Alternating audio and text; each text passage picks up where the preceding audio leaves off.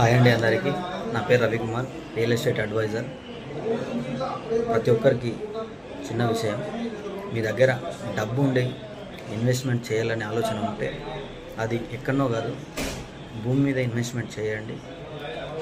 మీకు త్వరలో కొన్ని రోజుల తర్వాత మంచి రిటర్న్స్ ఇస్తుంది భూమి.